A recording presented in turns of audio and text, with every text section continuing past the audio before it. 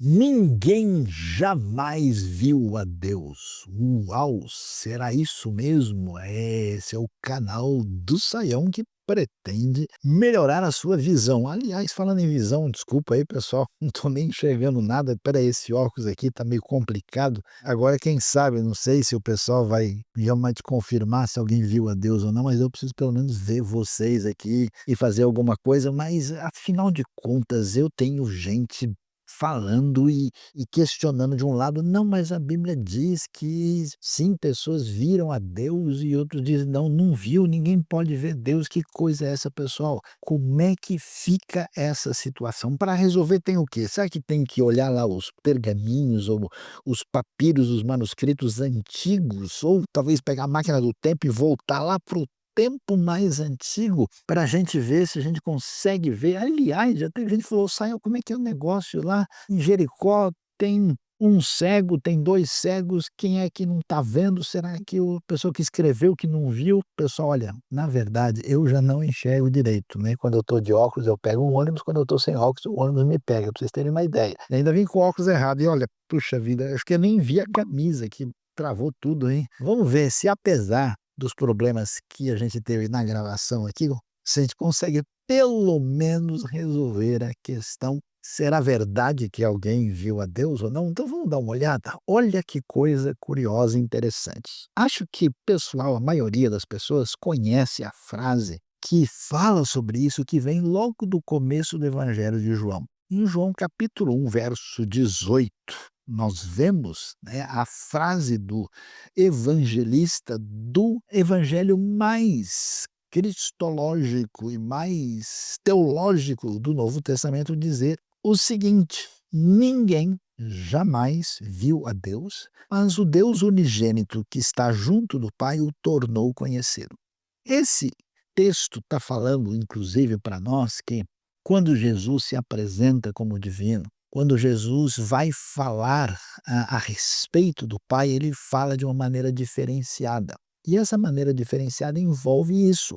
Ele diz o tempo todo, particularmente no Evangelho de João: "Eu estou dando testemunho do Pai de uma maneira diferenciada, porque eu desci do céu", né, eu estou trazendo essa mensagem da parte do Pai, e ele então vai falar de uma maneira clara isso, e por isso está em total sintonia com o que nós vemos aí, nesse versículo 18, que afirma explicitamente: "Ninguém jamais viu a Deus". Aliás, isso ainda fica, digamos assim, até fortalecido quando a gente vai olhar para o livro de Êxodo. Em Êxodo, naquele momento especial da ocasião do Sinai, né, quando as tábuas da lei são dadas a Moisés, e Moisés tem uma experiência extraordinária diante de Deus, até que envolve uma época do pecado do povo também, que eles acabam fazendo o bezerro de ouro, passando por situações muito difíceis. Então Deus vai falar com Moisés, e é interessante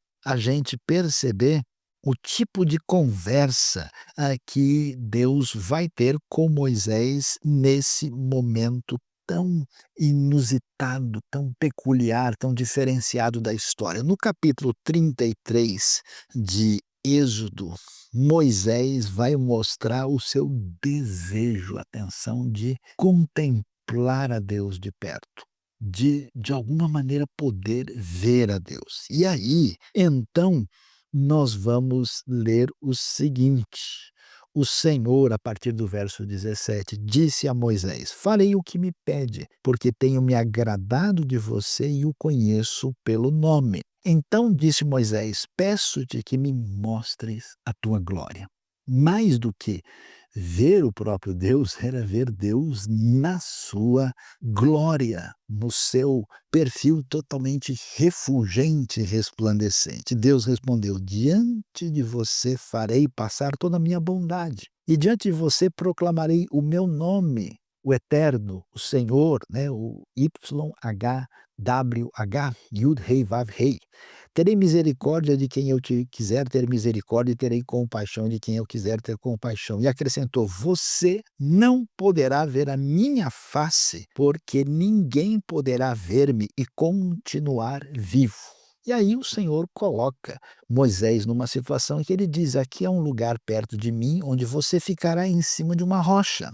Quando a minha glória passar, eu o colocarei numa fenda da rocha e o cobrirei com a minha mão até que eu tenha acabado de passar. Então tirarei a minha mão e você verá as minhas costas, mas a minha face ninguém poderá ver. Tá bom, Sayão, agora entendi, então tá resolvida a situação.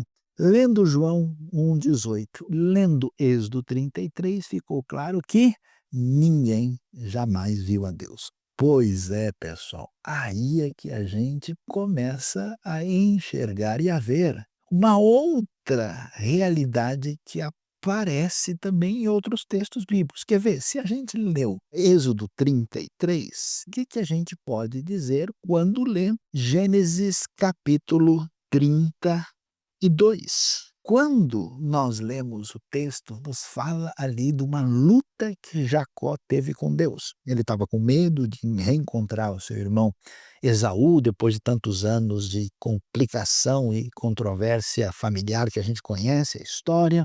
E aí ele, com receio, de repente, quando ele está lá nessa apreensão e toda essa ansiedade, um guerreiro começa a lutar com ele e ele então luta e vai ser vencedor. Quando ele vai descobrir o que foi que aconteceu, nós lemos o seguinte, que esse enviado é identificado com o próprio Senhor.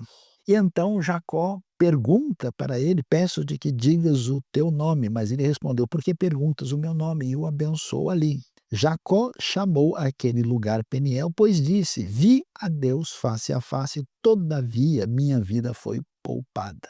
Olha que declaração de Gênesis: vi a Deus face a face. Aliás, nós vamos ver, por exemplo, Isaías capítulo 6, a chamada de Isaías, né? No ano em que o rei Uzias morreu, eu vi o Senhor assentado num alto e sublime trono. E aí os serafins aparecem no contexto do momento da chamada de Isaías. E agora então a gente fica pensando: ô Saião, que confusão! Ajude aí a melhorar a nossa visão. Como é que a gente vai melhorar a visão? Será que dá para ter uma melhor explicação para entender qual que é o sentido dessa questão? Então, pessoal, vamos lá. Quando a gente estuda sobre Deus na Bíblia, fica claro, é verdade que Deus, na sua essência, naquilo que os teólogos gostam de falar sobre o que a gente chama da triunidade divina na sua ontologia. Deus está acima do tempo, está acima do espaço, até para a gente pensar num universo tão gigantesco com todas as coisas. É claro, se existe uma causa superior acima disso, tem que estar além disso. Nenhum sistema encontra explicação de si mesmo apenas de maneira interna, ele tem que ter um elemento externo que venha explicá-lo e justificá-lo. Então, Deus está acima de tudo. Nesse sentido,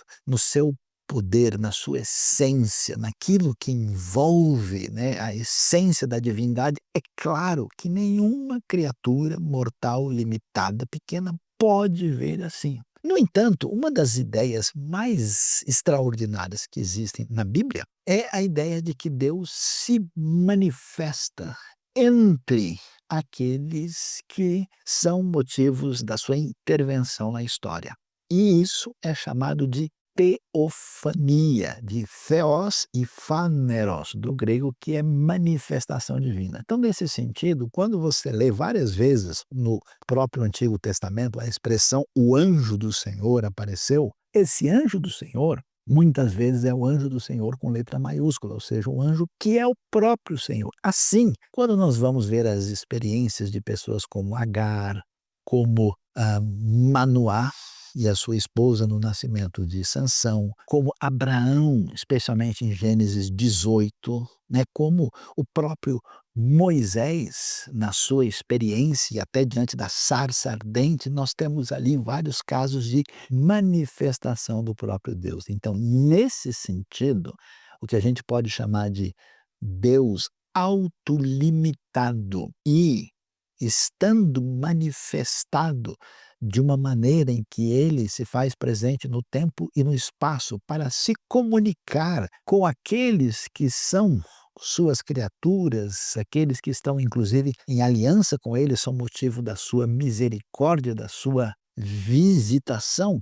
Nesse caso, nós temos muitas vezes a expressão bíblica que faz sentido, que a pessoa viu a Deus. Não no sentido que Moisés gostaria, em que Deus disse: olha, não é possível que você me contemple. Mas sim no sentido que Isaías viu, no sentido em que Jacó viu, e até mesmo teve uma espécie de luta especial aí que foi apresentada. E então, nós concluímos que agora a gente entende com mais clareza por que alguns textos dizem que várias pessoas viram a Deus e outros textos dizem que ninguém viu a Deus. E finalmente nós vemos a manifestação da pessoa de Cristo Jesus, nosso Senhor. Então eu acho às vezes interessante que alguém pensa, mas como é difícil imaginar que Deus estava em Cristo. Pois é, mas às vezes a pessoa vê a sarça ardente, né, vamos dizer, uma planta em chamas e talvez não tenha dificuldade de ver uma planta em chamas para perceber que ali estava uma realidade de manifestação do próprio Deus eterno. Por isso, o Novo Testamento vai então trazer essa ideia nesse conceito teofânico presente em muitos textos do Antigo Testamento para falar de maneira clara que a manifestação extraordinária de Deus na história, com as suas diversas expressões de teofania, o ponto alto disso foi exatamente a encarnação. Por isso Jesus é chamado de Emanuel, por isso ele é chamado de Deus conosco. Por isso, né, todo o contexto da tradição cristã corretamente entende que Jesus é divino. E na linguagem do autor de Hebreus, né, Deus tendo falado, né, e se revelado de várias maneiras nos últimos dias, nos falou pelo Filho. E assim entendemos com mais clareza como essa questão de ver a Deus e não ver a Deus se entende mais claramente em Cristo Jesus. Ninguém vê a Deus na sua glória, na sua essência ontológica, mas vemos o Filho e, consequentemente, vemos o Pai com essa culminação dessa realidade teofânica tão extraordinária, bela, que encontramos nas Escrituras Sagradas. Então, aí, esse é o canal do Saião e espero que você tenha melhorado a sua visão para enxergar questões aparentemente problemáticas da Bíblia, mas que, na verdade, tem boa solução, especialmente quando a gente estuda e compreende a razão daquilo que foi revelado para nossa mente e também para o coração. Não se esqueça, aperte o sininho, inscreva-se no canal, divulgue para os amigos e seja você também aí um apoiador, um parceiro do canal do Saião.